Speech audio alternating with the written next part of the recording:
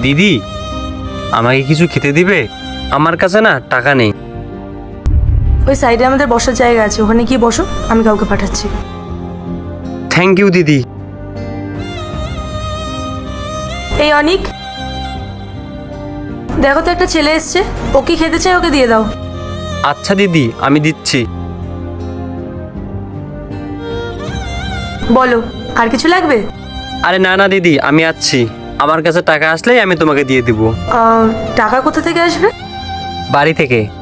তুমি কি স্টুডেন্ট নাকি? হ্যাঁ দিদি, আমি এখানেই পড়াশোনা করি। আচ্ছা, কি নিয়ে পড়াশোনা করছো? দিদি এসএসসি। আচ্ছা, কোথা থেকে এসছো তুমি? নদিয়া থেকে। নদীয়ার কোথা থেকে? হরিণঘাটা থেকে দিদি। হরিণঘাটায় থাকতে তুমি? আমি হরিণঘাটায় থাকতাম। আরে সত্যি? আরে হ্যাঁ সত্যি, মিথ্যে কেন বলবো তোমাকে। আচ্ছা, হরিণঘাটার কোন জায়গায় থাকো তুমি? সুবর্ণপুর। আর আমার বাড়ি মোহনপুরে। তোমার সাথে দেখা হয় না, খুব ভালো লাগছে। নিজের গ্রামের কাউকে পেলে খুবই ভালো লাগে। তা তো ঠিক দিদি। আচ্ছা দিদি, বলছি এখন আমি আসছি। হ্যাঁ, আমাকে একটু লাইব্রেরি যেতে হবে।